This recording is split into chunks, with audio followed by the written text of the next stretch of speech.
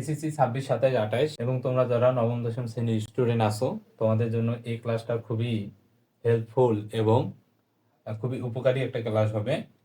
তো আমরা এখানে 4টা প্রশ্ন নিছি এবং 4টা প্রশ্ন কিন্তু বিভিন্ন বোর্ডে আসছে এবং ভবিষ্যতেও আসার কিন্তু সম্ভাবনা আছে। তো আমরা এই 4টা এমসিকিউ এখন সলভ করব এবং খুব ভালোভাবে সলভ করব যেন এই টাইপের ম্যাথ যদি আমাদের ভবিষ্যতে আসে পরীক্ষায় তাহলে যেন খুব সহজে আমরা অ্যান্সার করতে পারি।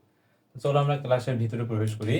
1 নাম্বার বলতেছে 10x = 5/2 হলে cos স্কয়ার x এর মান কত? ঢাকা বোর্ড 25 সালে।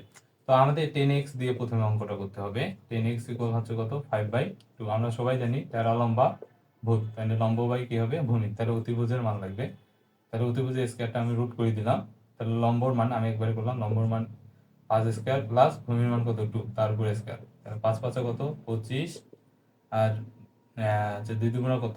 4। তাহলে 25 আর 4 কত? √29। এখন আমাদের বলছে cos স্কয়ার x এর মান কত? তাহলে cos স্কয়ার x তার মানে cos ইকুয়াল কি লেখা যায়? কবরে ভূদতি মানে ভূমি বাই অতিভুজ। তাহলে ভূমির মান কত? ভূমির মান আমাদের হচ্ছে 2 আর অতিভুজের মান কত? √29। তার উপর কি হবে? স্কয়ার, কারণ এখানে cos স্কয়ার। তাহলে 2 দুগুণা কত? 4 আর স্কয়ার রুটে কি যাবে? কাটা। তাহলে 4 কত? 29। এই যে দেখেন ঘ নম্বরে আছে, দেখছেন? খুব সহজে কিন্তু হয়ে গেছে। আর আশা করি এমসিকিউটা আপনারা বুঝতে পারছেন। এখন 2 নাম্বার এমসিকিউটা সলভ করি। এটা ঢাকা বোর্ড 24 সালে আসছে। চিত্র হতে sin থিটা cos থিটা এর মান কত? তো এই চিত্রটাতে এখানে যেহেতু থিটা কোণ এবং এটা সমকোণ, সমকোণের বিপরীত বাহু হচ্ছে অতিভুজ, থিটা কোণের বিপরীত বাহু হচ্ছে লম্ব, আর এটা হচ্ছে আমাদের, তাহলে অবশ্যই কি হবে? সন্নিহিত বাহু বা ভূমি।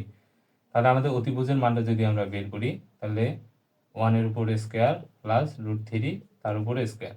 তাহলে 1 এর উপর স্কয়ার মানে 1, স্কয়ার রুটে কাটা যাবে, তাহলে 3, 3 আর 1 কত? 4, তাহলে √4 মানে কত? 2। তাহলে অতিভুজের মান আমাদের কত? 2।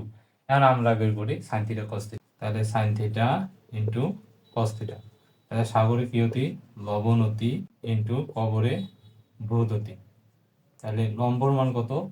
লম্বর মান হচ্ছে √3, অতিভুজের মান 2, ভূমির মান হচ্ছে 1, অতিভুজের মান কত? 2। এই যে বের করলাম। তাহলে 2 গুণ হয় পাশাপাশি, 2 দুগুণে কত? 4, √3 আর 1 গুণ করলে কত হবে? √3/4। তাহলে কোথায় আছে? এই যে কোন নাম্বার।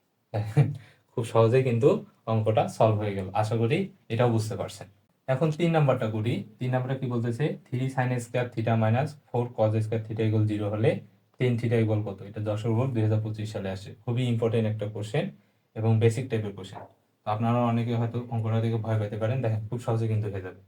তাহলে 3 sin square theta minus 4 cos square theta = 0।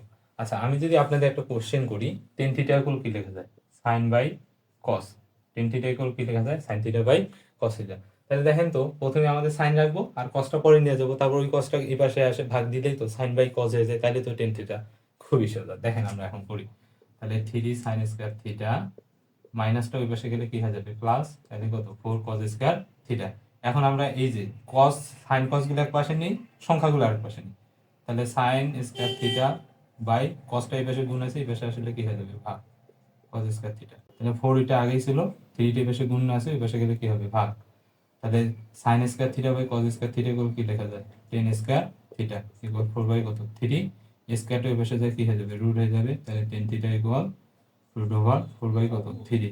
তাহলে এই যে এই স্কয়ারটা এই পাশে আমি রুট করে দিলাম, তাহলে 4 বাই কত? 3। তাহলে √4 মানে কত? 2, আর 3টা তো পূর্ণবর্গ সংখ্যা না, তাহলে কত? 2/3। দেখেন tan থিটার মান হচ্ছে কত? 2/√3। ঘ নাম্বার আমাদের জন্য উত্তর কিন্তু অপেক্ষা করতেছে, ঠিক আছে? তো 3 নাম্বারটা খুব সহজে বুঝতে পারছেন। আচ্ছা, এখন হচ্ছে যে 4 নাম্বারটা করি। 4 নাম্বারটা কি বলতেছে? tan থিটা = 4 যদি কি হয়? 5 হয়, তাহলে cosec থিটা আর cot থিটার মান কত? তাই tan এর বিপরীত কিন্তু cot, এটা আমরা হচ্ছে খুব সহজে বের করতে পারবো। কিন্তু cosec থিটা = কি লেখা যায়? cosec হচ্ছে কিসের? sin এর বিপরীত। তাহলে সাগরে লবণতি। তাহলে আমাদের অতি বাই লম্ব, মানে এখানে লম্ব ভূমি আছে, অতিভুজের মান কিন্তু নাই, তাহলে অতিভুজের মানটা বের করে নিতে হবে। তাহলে আমরা এখানে সম্পূর্ণ অঙ্কটাই ভালোভাবে করে দিচ্ছি যেন পরবর্তীতে বুঝতে সমস্যা না হয়। তাহলে টেরা লম্বা ভূত, তাহলে লম্ব বাই ভূমি। তাহলে অতিভুজের মান আমরা বের করলে তাহলে কি হবে? 4 স্কয়ার প্লাস 5 স্কয়ার। তাহলে 4 চোখ কত? 16। অতিভুজের মানটা কি? লম্ব স্কয়ার যোগ ভূমি স্কয়ার = কি? অতিভুজ স্কয়ার। তাহলে স্কয়ারটা রুট হয়ে যাবে। তাহলে 4 চোখ 16, 5 5 কত? 25। তাহলে 16 আর 25 কত হবে আমাদের? 16 আর 25 আমাদের হবে কত 41, অতিভুজের মান হচ্ছে √41। এখন আমরা কিন্তু এই যে cosec থিটা আর cot থিটার মান বের করতে পারি। তো আমরা আগে cosec থিটা মানটা বের করে নিই।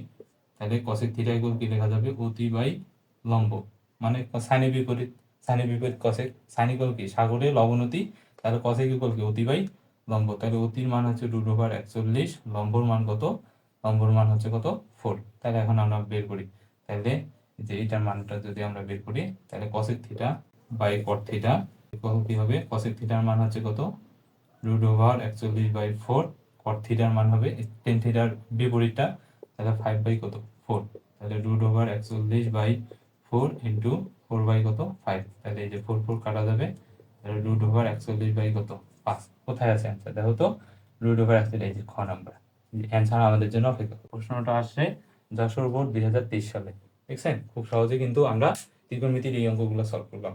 আশা করি আপনাদের এই ক্লাসটা অনেক বেশি উপকার হয়ে আসবে, এবং এই এমসিকিউ গুলা দেখবেন যে আপনারা কোনো না কোনো জায়গায় হুবহুব কমন পাবেন না, বাট একটু মান টান চেঞ্জ করে দিয়ে চলে আসবে। তো ঠিক আছে, ক্লাসটা অনেক বেশি মনোযোগ সহকারে এবং ধৈর্য সহকারে দেখার জন্য আপনাদের সবাইকে অনেক বেশি ধন্যবাদ। তো এরপরে আর কি বিষয়ে সমস্যা আপনারা আমাকে জানাতে পারেন। ধন্যবাদ।